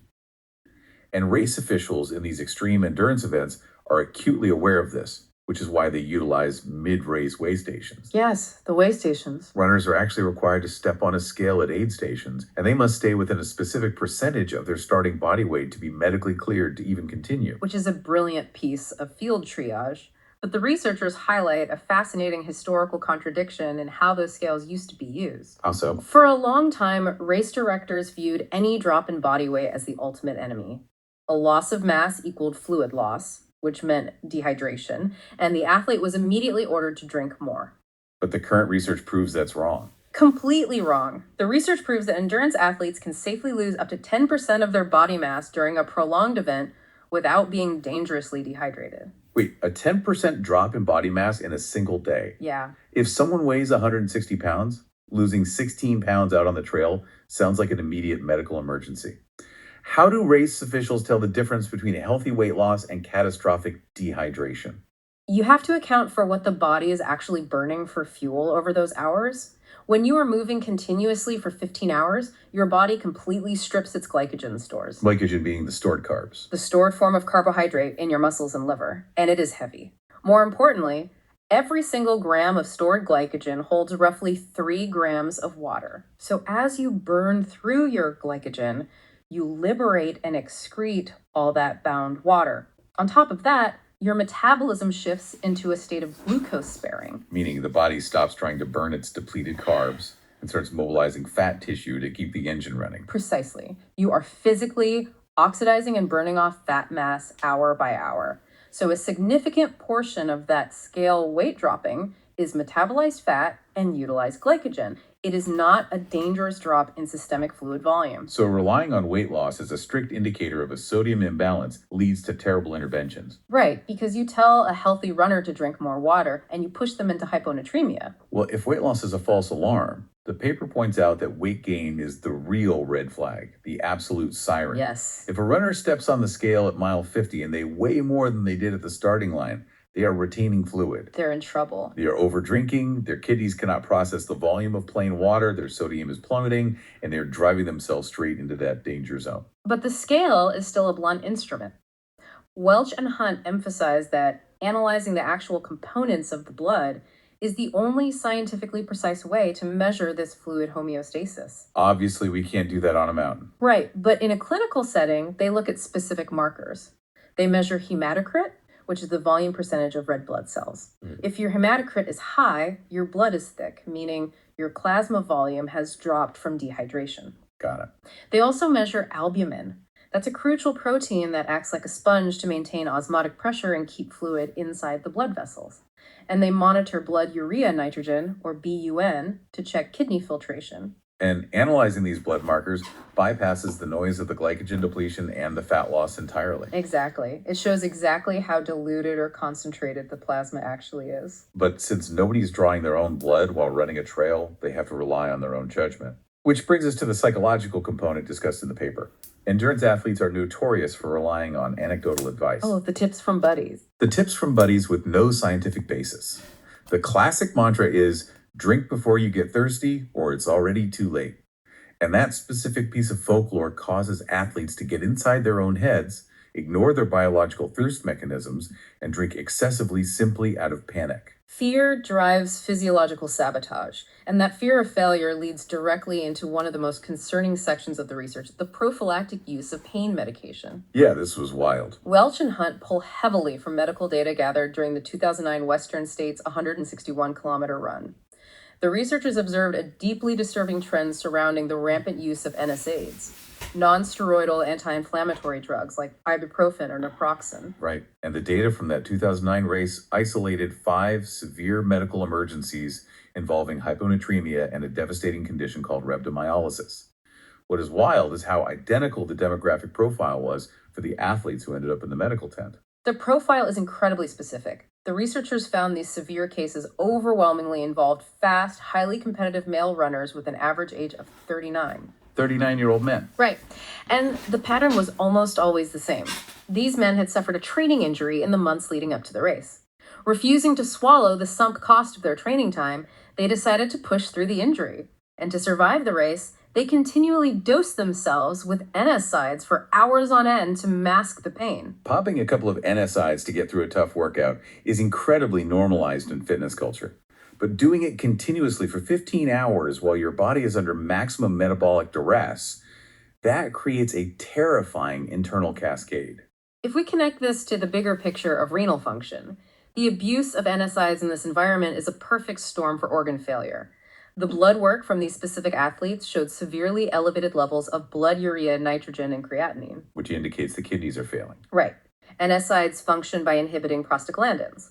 But those same prostaglandins are responsible for keeping the blood vessels in your kidneys dilated. So the drugs are actively constricting blood flow to the kidneys at the exact moment the kidneys are desperately trying to filter out the massive amounts of toxic byproducts created by extreme muscle breakdown. And that extreme muscle breakdown is the rhabdomyolysis. Mm-hmm. Let's break down how that actually happens, because it's not just normal muscle soreness. Not at all. Rhabdomyolysis happens when repetitive, eccentric muscle contractions physically tear the muscle cells apart. Specifically, it damages the sarcoplasmic reticulum. Think of it as a microscopic, intricate netting wrapped around your muscle fibers that stores and releases calcium to trigger contractions. Okay. When that netting is ripped apart by excessive strain, the cell contents spill directly into the bloodstream. And one of those spilled contents is a massive protein called myoglobin. Which the kidneys are entirely unequipped to handle in large doses. Myoglobin is highly toxic to the renal system. It physically clogs the microscopic filtration tubes in the kidneys. So imagine the scenario: the athlete's torn muscles are dumping toxic myoglobin into the blood, and simultaneously, the NSAIDs they took have clamped down the blood vessels, crippling the kidney's ability to filter anything. Exactly. The system backs up, and the result is acute renal failure. Now, to present the full scope of the sources, we do need to address a specific contradiction mentioned in the paper. Welch and Hunt reference a separate study of about 500 runners conducted by Hoffman. Yes, the Hoffman study. That particular data set actually showed that NSAID use was statistically higher among the runners who successfully finished the race without getting sick or experiencing nausea. It's a fascinating anomaly, and the authors include it to show that human physiology is rarely absolute. The Hoffman study suggests that some athletes might just possess a robust enough renal system to tolerate the drugs. Or perhaps they manage their hydration perfectly enough to offset the restricted kidney blood flow, allowing the pain-masking benefits to give them an edge. Exactly. However, the paper is very quick to contextualize that outlier against the broader scientific consensus. The overwhelming majority of nephrologists and sports scientists agree that the routine abuse of NSAIDs among endurance athletes is dangerously high. It's just unnecessary. The sheer risk of acute kidney injury and rhabdomyolysis vastly outweighs the benefit of masking a knee ache. So what does this all mean for you, the listener? How do we take this intense breakdown of localized sodium deficits, cellular osmosis, and kidney function and translate it into a reliable framework? Something practical. Right. The paper shifts into practical application by first looking at environmental variables, because temperature and humidity entirely change the math on fluid dynamics. In high humidity, the ambient air is saturated, so your sweat cannot evaporate. It just drips right off. It just drips off your skin, completely ruining your body's evaporative cooling system and accelerating fluid loss. Yet the behavioral response to those environments is where the danger really spikes. The paper slates a compelling study by Costa that monitored 86 runners in blistering heat temperatures, ranging from 89 to 104 degrees Fahrenheit. You would assume dehydration would be the only issue there. But the data showed that even in those scorching, dangerous temperatures, the overarching trend was still athletes managing to overconsume fluids while underconsuming sodium. Wow. The extreme heat created such a profound psychological panic about dehydration that the runners literally drank themselves into a diluted hyponatremic state. Which proves that blindly chugging water is never the answer. The fluid has to actually make it into your bloodstream to be useful. Which brings us to the science of osmolarity. Osmolarity dictates how fluids cross the intestinal wall. If you just dump massive amounts of plain water into your stomach, it doesn't automatically hydrate you. It mostly just sits there and sloshes around. The human body requires a highly specific biochemical transport mechanism to actively pull that water from the gut into the vascular system. And the research shows that your hydration fluid needs to contain a carbohydrate concentration of roughly 3 to 5%. Let's visualize how that transport mechanism actually works. Think of the sodium-glucose co-transporter in your gut like a highly strict bouncer at a nightclub. I like this. This bouncer is guarding the door to your bloodstream, and the bouncer will not let a water molecule inside unless that water molecule shows up with two very specific VIP passes, one sodium molecule and one glucose molecule. That is the perfect analogy. The co-transporter protein absolutely requires the physical binding of both sodium and glucose to activate. Both of them. Both. When those two molecules bind to the transporter, it triggers a conformational change that shuttles them across the intestinal membrane. And because of osmotic pressure, they drag water molecules right along with them. So if you drink plain water, you don't have the VIP passes? Exactly. And if you drink something with too much sugar, like a standard soda, the concentration is too high. And it actually pulls water out of your blood and back into your gut to dilute it. causing severe cramping and diarrhea. Right. So that 3 to 5% carbohydrate sweet spot is non-negotiable for maximizing absorption. Pulling all of this complex metabolic data together, the Welch and Hunt paper establishes 4 definitive guidelines for peak performance and safe hydration. Let's hear them. Guideline number 1, carry your own fluids. Relying on aid stations makes it impossible to track exactly how much you drink. By carrying your own bottles, you control the exact volume entering your system hour by hour. Crucial. Guideline number 2, consume roughly 16 to 24 ounces of fluid per hour, ensuring that fluid is specifically formulated with that crucial 3 to 5% carbohydrate ratio. Guideline number 3 addresses the localized sodium deficits we discussed with the cramp research. You need to take 1 to 2 salt pills per hour on any continuous exertion lasting over 4 hours. But that's individualized, right? Yeah. Highly individualized. You have to audit your own physiology. If you know you are a salty sweater, meaning your sweat stings your eyes severely, or leaves a visible white crusty residue on your skin and gear, your localized sodium deficit is higher, and you need to scale that intake up. And finally, guideline number 4, ignore anecdotal advice. Tune out the folklore. Stop drinking out of fear and put in the work to understand your own unique sweat patterns. Learn your own body. Right. It has been an incredibly revealing look under the hood of human endurance today. We started by unpacking how the infuriating mystery of muscle cramps is pointing heavily back to localized sodium deficits. Validating what athletes intuitively knew. Exactly. We explore the twin systemic villains of hypernatremia and hyponatremia, proving that panic drinking plain water can be vastly deadlier than mild dehydration due to cellular swelling. Very dangerous. We dismantled the myth of the mid-race scale, learning that burning heavy glycogen and fat means weight loss is normal, while weight gain is a massive red flag. And we examined the dark reality of pain management, where popping NSAIDs on a run can trigger a cascade of myoglobin toxicity and acute renal failure.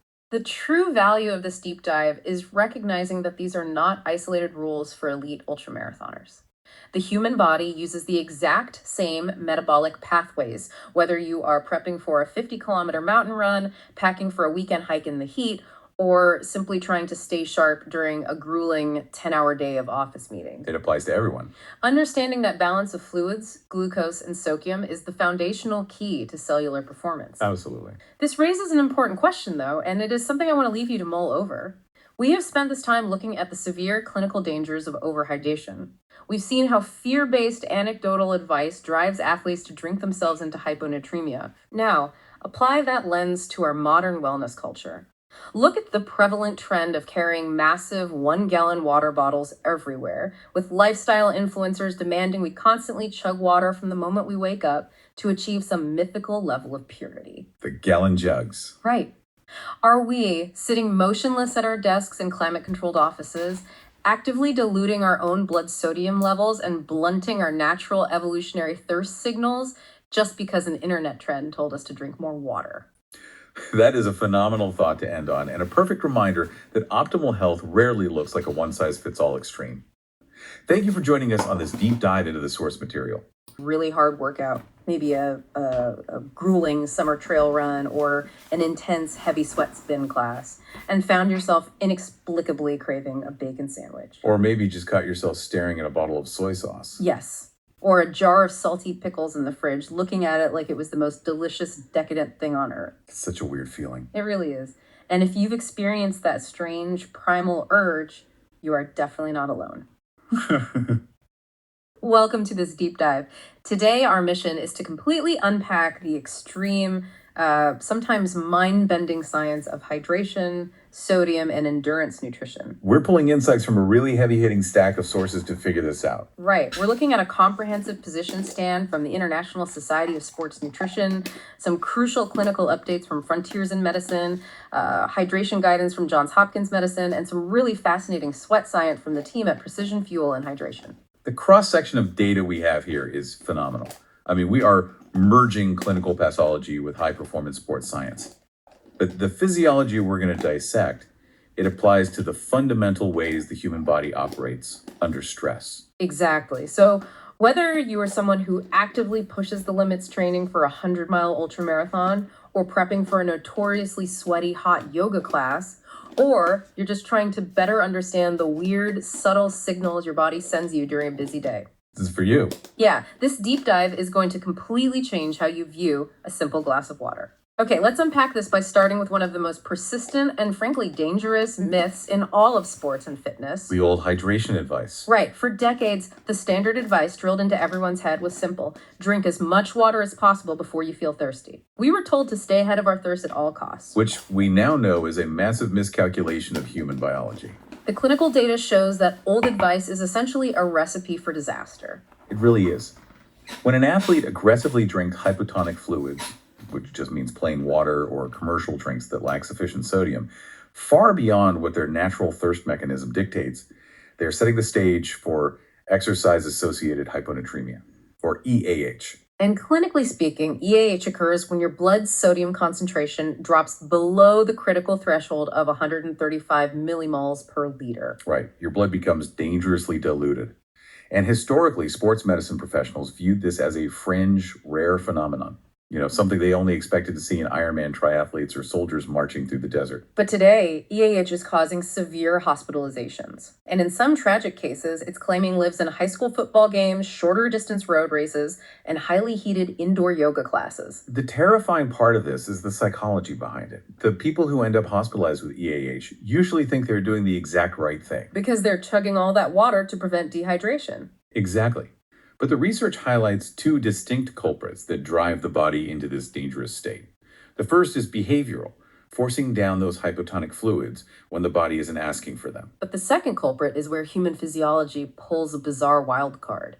It involves a hormone called arginine vasopressin, or AVP for short. AVP operates as the body's primary antidiuretic hormone. Under normal, low-stress circumstances, if you sit at your desk and drink a gallon of water, your blood becomes dilute. Your brain senses this dilution, shuts off the secretion of AVP, and your kidneys simply flush out the excess water. You just spend the afternoon running to the bathroom. Right, but introduced intense physical stress, and that elegant system breaks down. The body begins to release AVP non-osmotically. Meaning the brain is pumping out this hormone regardless of how diluted your blood already is. Exactly. AVP acts like a microscopic dam. It sends a signal to your kidneys to hold on to every single drop of water. So the athlete is chugging water out of fear of dehydration, and their own kidneys are refusing to let any of it out. Which is wild. If the blood is already dangerously diluted, why on earth does the brain hit the panic button to hoard even more water? What is triggering this hormonal dam to go up? What's fascinating here is that the non-osmotic release of AVP is frequently triggered by a whole host of secondary stressors that have absolutely nothing to do with fluid balance. Pain is a massive trigger. Like the severe pain from a muscle cramp or a rolled ankle? Or even severe blistering. That can signal the brain to release AVP. Emotional stress, operating in severe environmental heat, or bouts of nausea can cause your system to flood with it. Furthermore, taking common over-the-counter painkillers, specifically NSAIDs, can heavily stimulate this fluid retention. That creates a terrifying perfect storm. Picture someone 12 hours into an endurance event.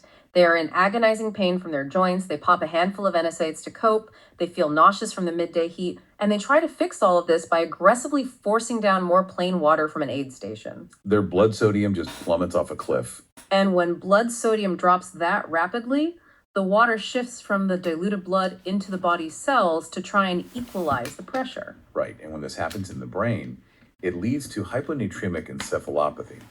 The brain cells physically swell inside the rigid structure of the skull. Which brings us to a medical twist in the Frontiers in Medicine paper that is absolutely staggering.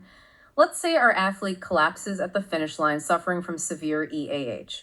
A well-meaning medical volunteer rushes over, assumes they are severely dehydrated from the heat, and hooks them up to a standard, normal IV fluid drip. That well-meaning volunteer could inadvertently kill them. Because administering a standard bag of normal fluids to someone with severe hyponatremic encephalopathy will rapidly exacerbate the swelling in the brain. Yes, the clinical treatment for severe EAH is a fast intravenous bolus of hypertonic saline.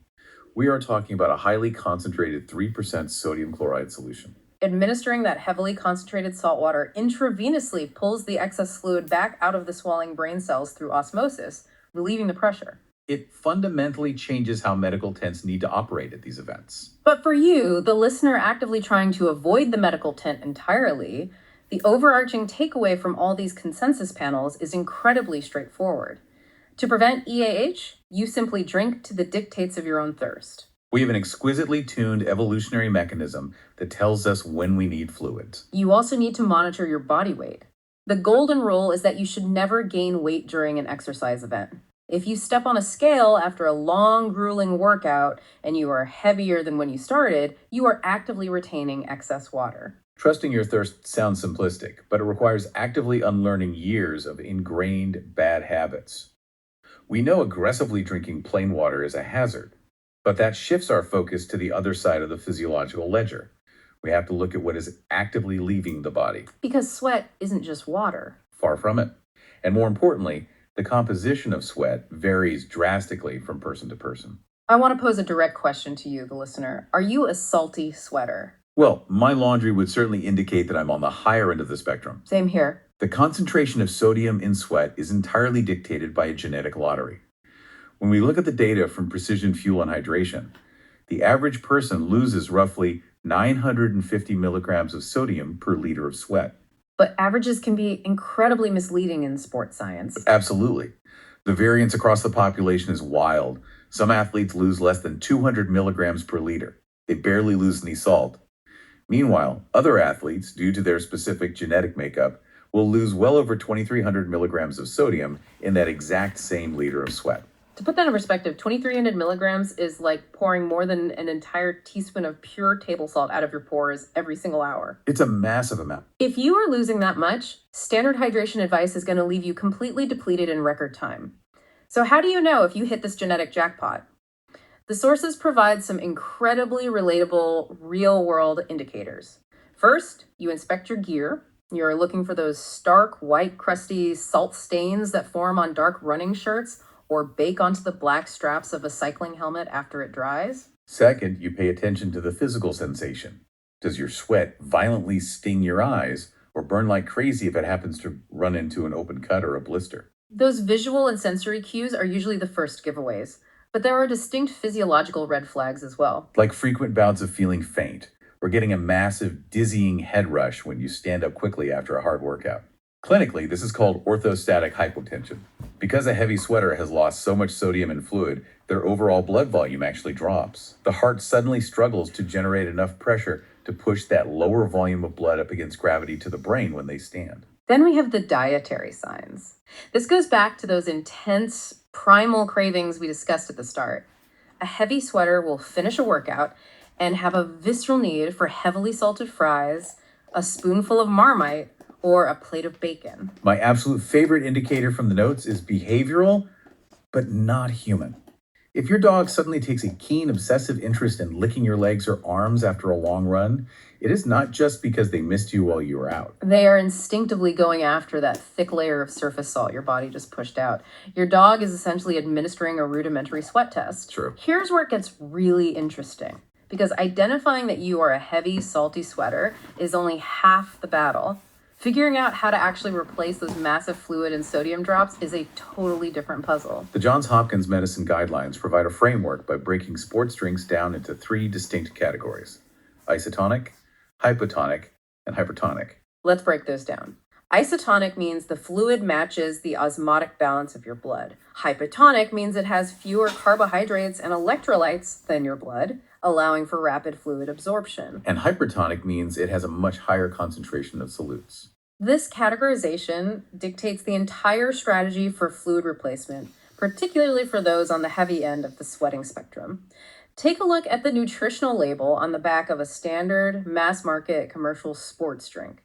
You will typically find it offers somewhere between 460 and 575 milligrams of sodium per liter. Right, so if you are that average sweater losing 950 milligrams, or the heavy sweater losing a massive 2,300 milligrams, relying on that commercial drink means you are digging a deeper physiological hole with every passing hour. In hot environments, sports scientists suggest these heavy sweaters might need to intake upwards of 700 milligrams per liter or more just to stave off severe depletion. Standard neon sports drinks simply do not possess the chemical profile required to sustain a large portion of the active population. If standard sports drinks can't even keep up with the salt loss, it really makes you wonder how an athlete manages to replace everything else they are burning through. This brings us to the sheer extreme arithmetic of fueling for endurance sports. The International Society of Sports Nutrition position stand lays out a staggering metabolic reality here. Let's look at a standard 70-kilogram athlete running a 100-mile mountain race. They can burn nearly 10,000 calories over the course of the event. 10,000. To visualize that, it is the caloric equivalent of eating about 18 fast food cheeseburgers while continuously running. It is physically impossible for the human digestive system to process and replace 10,000 calories under that kind of physical duress. It is a biological impossibility. The objective of endurance nutrition isn't caloric replacement. The objective is survival and minimizing the inevitable deficit. To keep the biological engine turning over, an athlete needs to successfully process a drip feed of about 150 to 400 kilocalories per hour. Traditionally, the overwhelming focus is on carbohydrates to keep the skeletal muscles firing. But the newer research highlights a massively neglected component of race fueling, the crucial role of protein. The ISSN recommends taking in 5 to 10 grams of protein per hour. Crucially, this protein isn't prioritized for repairing the microscopic muscle damage actively occurring in the legs. It is actually being deployed to protect the brain, which sounds completely counterintuitive. Why does the brain desperately need protein while the legs are doing all the running? If we connect this to the bigger picture, we encounter a neurobiological concept known as the central fatigue hypothesis. As you exercise continuously for hours on end, a specific neurotransmitter called serotonin begins to steadily accumulate in your brain. In everyday life, we associate serotonin with mood regulation and happiness. Exactly. But in the context of extreme endurance, highly elevated levels of serotonin cause extreme drowsiness, heavy lethargy, and a complete collapse of motivation. The athlete feels a profound, overwhelming urge to simply lie down in the dirt and sleep. Serotonin itself is synthesized in the brain from an amino acid precursor called tryptophan. Here is where the biological hack comes into play. Consuming protein during the race, specifically branched-chain amino acids or BCAAs, introduces direct competition in the bloodstream. The BCAAs literally race the tryptophan to the blood-brain barrier. They bind to the same transport carriers, effectively blocking the tryptophan from crossing into the brain. So without tryptophan, the brain cannot synthesize the serotonin, which tricks the central nervous system into remaining awake, alert, and motivated. You are essentially deploying amino acids as microscopic bouncers at the VIP nightclub of your brain. That's a perfect analogy. They stand at the door and aggressively block the sleepy chemicals from getting inside. But practically speaking, getting those crucial calories, proteins, and amino acids down the hatch becomes a monumental challenge due to a notorious phenomenon known as flavor fatigue. It's so common. During the first 3 or 4 hours of a race, sweet energy gels, sugary chews, and brightly colored sports drinks taste fantastic. They provide a great rush. But as the clock ticks past hour 6, hour 12, hour 20, a profound shift happens. The athlete becomes physically repulsed by anything sweet.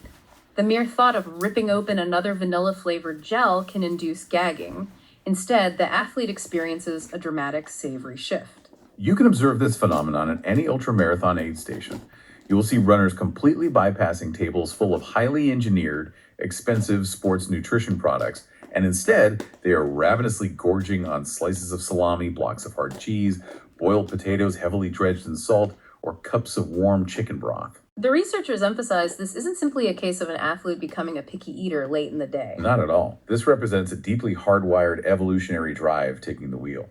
The body recognizes it is running dangerously low on fundamental survival components, specifically sodium and fats. In response, the brain instinctively alters your palate, shutting down the desire for sugar and amplifying the desire for the exact chemical balance it desperately needs to avoid catastrophic failure. It is a total biological override of the taste buds. The body is sending a clear, non-negotiable message. We have enough simple sugars. Give me heavy salt and dense fat immediately, or we are shutting this whole operation down. But even if you surrender to the savory shift and give the body exactly what it's begging for, processing those heavy foods is a completely different nightmare. This brings us to the severe toll this kind of extreme output takes on the gastrointestinal system. The clinical data shows that between 30% and 80% of ultra runners experience severe GI distress. It stands as one of the leading causes for athletes throwing in the towel and dropping out of races. The mechanical reasons behind why the stomach rebels so violently are incredibly alarming. It boils down to extreme physiological triage and resource management. When you sustain a run for 12 or 20 hours, your body must prioritize survival. It actively diverts blood flow away from your internal organs, specifically shunting it away from the stomach and the intestines, and redirects that massive volume of blood to your working leg muscles for oxygen delivery and to your skin to manage heat dissipation. Consequently, your entire gastrointestinal tract is forced to operate on a tiny fraction of its normal blood supply. Yes. This ischemic state causes the delicate epithelial cells lining your intestines to become compromised and physically shrink, creating what is known as a leaky gut scenario. In this context, leaky gut isn't just a trendy wellness buzzword. The physical barrier of the intestinal wall actually breaks apart. The microscopic gates are left wide open, and the bacteria naturally living inside your gut begin releasing highly inflammatory toxins, specifically things called lipopolysaccharides, directly into your bloodstream. Your body is essentially poisoning its own bloodstream because it has decided that keeping the legs moving is more important than keeping the digestive walls intact. It triggers a cascading systemic inflammatory and immune response. The athlete is hit with overwhelming nausea, debilitating abdominal cramping, and a total inability to absorb any further nutrients. And what makes this fragile, toxic state infinitely worse is a remarkably common mistake athletes make to deal with the sheer, agonizing pain of running 100 miles. They pop over-the-counter painkillers. The research highlights that up to 60% of ultramarathoners actively consume NSAIDs during a race to try and take the edge off the structural muscle and joint damage. This raises an important question about the delicate balance between managing temporary pain and ensuring critical organ safety. Yeah. Using NSAIDs during extreme endurance events is universally and heavily discouraged by medical professionals across these sources. On a basic level, they dangerously mask important pain signals that might be warning the athlete of a severe impending structural injury, like a stress fracture. But on a chemical level, introducing NSAIDs into this highly stressed environment is disastrous. They severely restrict blood flow to the kidneys, organs that are already struggling under the weight of dehydration. They exponentially increase the risk of severe GI bleeding in an intestinal tract that is already suffering from that leaky gut breakdown. And tying this all the way back to our first point, NSAIDs directly exacerbate the retention of water by stimulating AVP, which massively increases the athlete's risk of developing fatal hyponatremia. So, what does this all mean? If an athlete cannot rely on painkillers and their stomach is actively trying to shut down and poison them, how do they actually survive the distance? The consensus is that an athlete must train their gut just as rigorously and systematically as they train their cardiovascular system. You cannot show up on race day and expect a biologically stressed stomach to process 400 calories of pure glucose. The experts point to strategies like training with multiple transportable carbohydrates, which simply means consuming a strategic mix of glucose and fructose that utilize different absorption pathways in the gut, reducing the bottleneck effect. They also suggest implementing a low FOD-ME diet in the crucial days before an event. That means stripping out specific types of fermentable carbohydrates that are notoriously hard to digest, effectively minimizing the risk of irritable bowel symptoms when the blood flow is cut off. And as for managing the immense physical pain in those final, brutal, sleep-deprived miles, you leave the painkillers in the medical tent and you pick up the coffee. Caffeine emerges as the highly recommended alternative to NSAIDs. Implementing a steady, controlled drip of about 50 milligrams of caffeine per hour, which translates to roughly half a standard cup of coffee, provides profound benefits. It significantly reduces the athlete's internal perception of effort, effectively blocks certain pain receptors in the brain, and keeps the central nervous system alert enough to safely navigate treacherous technical trails in the dark. Crucially, it achieves all of this without wrecking the renal system or further degrading the fragile gut lining. It is truly a masterclass in biological plate spinning. The human body performs an incredible balancing act under extreme stress. We've traced how the brain fiercely manages hormones to hoard water, how our genetics dictate the exact saltiness of our sweat, how we can strategically deploy amino acids to trick the brain's biological bouncers into staying awake, and how the gut fights a desperate, losing battle against its own internal bacteria. It highlights a deep testament to human resilience, while simultaneously drawing a hard line around our unchangeable biological limits. The physiology always dictates the rules of the road. So the next time you find yourself highly active, whether you are gearing up for a demanding weekend hike, or you are methodically packing your drop bags for a multi-day trek through the mountains, pay close attention to the raw signals. Drink to your actual thirst rather than a rigid, predetermined schedule. Take a good, hard look at your dark workout clothes for those white, crusty salt stains to understand your genetic sweat profile. And the next time you finish a heavy session and immediately want to drink a jar of pickle juice, recognize that it is your body's ancient hardwired wisdom speaking directly to you. Understanding the signals is the ultimate performance enhancer. But before we wrap up this deep dive, there is one final mind-bending anatomical secret hidden deep within the pages of that Frontiers hyponatremia paper. We have spent this entire time analyzing sodium, how we eat it, how we sweat it out in massive quantities, and the dangers of diluting it. Yes. But scientists have discovered that up to a quarter of your body's entire total sodium supply is completely hidden from the standard circulatory system. It is not flowing in your blood, and it is not sitting in your sweat glands. It is locked away, deeply stored inside your bones, your skin, and your cartilage. It sits there in a non-osmotically active state, tightly bound to microscopic complex tissue structures called glycosaminoglycans. They function like massive microscopic sponges built into the tissue, serving as an emergency biological vault of salt. Exactly. And the most provocative theory emerging from the clinical scientists right now is this. They suspect that the athletes who tragically succumb to severe hyponatremia, despite seemingly managing their hydration and doing everything right, might actually suffer from a subtle, invisible biological glitch. For some completely unknown reason, their individual bodies are simply unable to unlock and mobilize this massive hidden vault of emergency salt when their blood sodium levels drop to a critical emergency state. The vault remains locked while the brain swells. It leaves you to wonder, what other secret hardwired survival reserves is your own body hiding from you, just waiting for the exact moment you truly need them? Something to chew on during your next long run. Thanks for joining us on this deep dive. Well, that was a lot of information.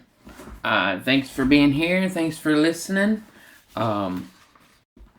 If you need some coaching, I'm always available for that. You can reach me at runningmileschd@gmail.com.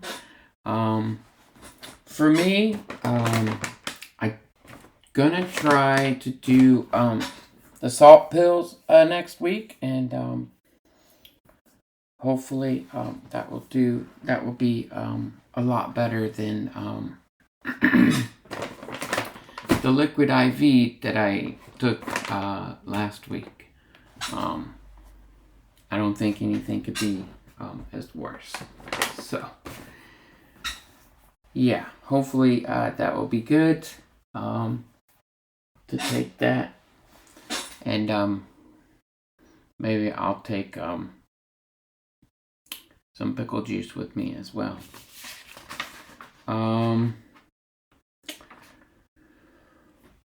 Well, that concludes the episode. I appreciate you listening. Hopefully, you're able to learn something. But yeah, everybody's unique. Everybody's different with their microbiome. So, your salt is going to be different from my salt, and how much sweat you sweat through per hour, depending on the temperature outside and the humidity, is going to be different. So it's definitely something that's really hard to get right, because even if you knew how much sweat you sweat, if the temperature changes, then that's going to be different as well. So it's definitely hard to get a hold of. But, that's part of the training, and that's why we train for these races, and not just one day decide, hey, I'm going to go out and run a marathon. Although some people do it, it's good to have your training. That way you can learn what to do on race day. And it's not a guessing game on that day, at least. But